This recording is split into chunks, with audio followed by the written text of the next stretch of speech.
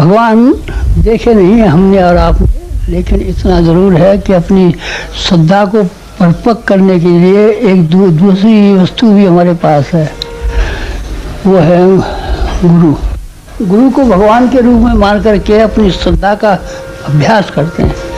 हमने भी ये किया है, और कुछ किया नहीं, और नहीं कुछ किया है। हमने हमेशा ये किया है कि हमने हमेशा ये कहा है लोगों से, और अपने जीवन में स्वीकार किया है। ये हमारे पास जो शक्ति आती है, हमारे पास जो जो जो स्रोत है, वो हमारे गुरु की कृपा का और अनुग्रह का स्रोत।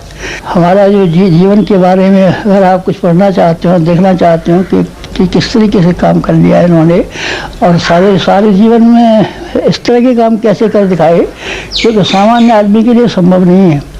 तो आप उसका एक ही कारण मानना, दूसरा कोई कारण मत मानना।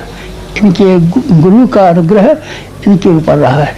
कैसे रहा तो हमें भी मिल जाएगा, गुरु आपको भी मिल जाएगा, लेकिन उसकी कीमत चुकानी पड़ेगी। हमने अपने गुरु के अनुग्रह की कीमत चुकाई है।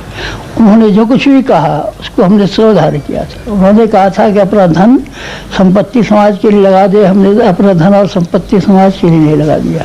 आपने गुरु ने कहा कि तू अपनी बुद्धि से अपने बारे में सोचना कुछ कि मैं ये हो जाऊंगा, मेरा ये हो जाएगा, ये मत सोचना। अपनी बुद्धि को लोक मंगल के लिए और हमने जिस काम के लिए बताया है उसी काम के लिए खर्च करना। हमने कहा वही करेंगे, दूसरा कोई काम नहीं हो सकता। उसने कहा अपना प्राण और अपना जीवन और अपना धन और अपनी कामना और अपनी बुद्धि जो कुछ भी तेरे पास है, अपना तप और योग, वो सब गुरु के लिए लगा देना। हमने कहा यही करेंगे, इससे कम नहीं करेंगे हम। आपसे भी प्रार्थना हमारी ये है कि आप भी गुरु को, हमें मत मानिए, भगवान को मान लीजिए। चलिए, भगवान तो गुरु है, गायत्री माता को गुरु मान लीजिए, वो तो आपका गुरु है। मानने से संबंध है, न मानेंगे तो न मानेंगे तो कुछ भी नहीं है। मिट्टी है, मिट्टी के हम ढकोसले में बैठे हुए हैं, और इसमें कोई शक्ति है, इसमें कोई शक्ति नहीं है। मान लेंगे तो एकलव्य की तरीके से, एकलव्य की तरीके से आपका मिट्टी का गुरु और दो कौड़ी का गुरु और बड्ढा गुरु भी आपके लिए इतना सामर्थ्यवान, इतना शक्तिवान हो जाएगा कि जितना कि हम स्वयं नहीं है। स्वयं के बारे में नहीं, स्व को तो उन्होंने पहले त्याग दिया था। स्व को तो शुरू में ही त्यागना पड़ता है। स्व को आप त्यागेंगे नहीं तो आप दीक्षा की पूरी शर्त नहीं हो सकती। स्व रह गया तो वो कैसे रहा।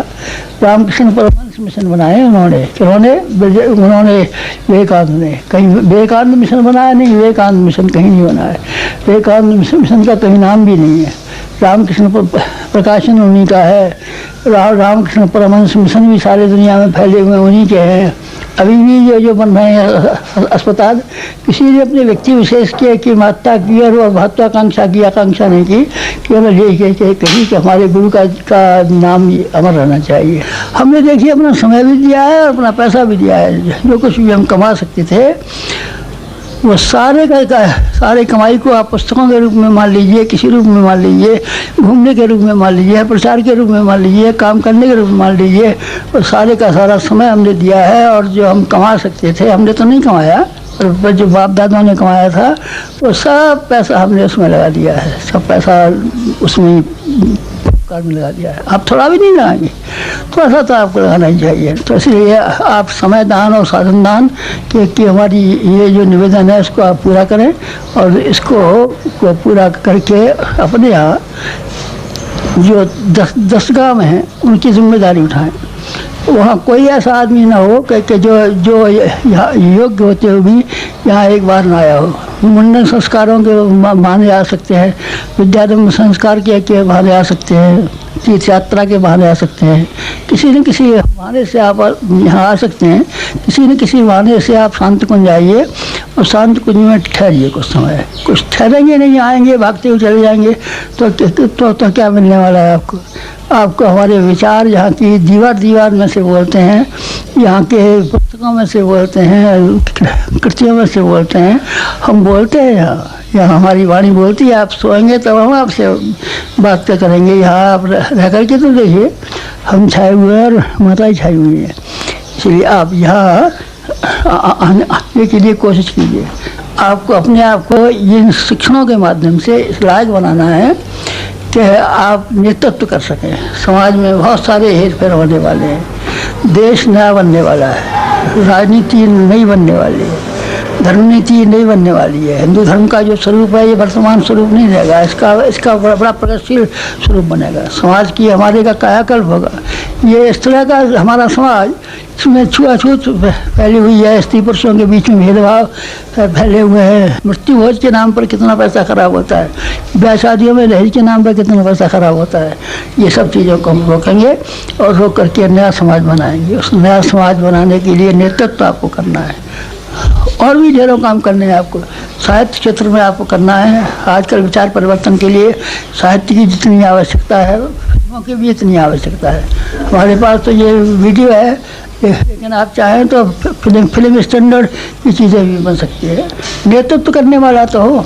गांव-गांव में पाठशालाएँ बनानी है, पाठशालाएँ बनानी है और बाल संस्कार शालाएँ चलानी है।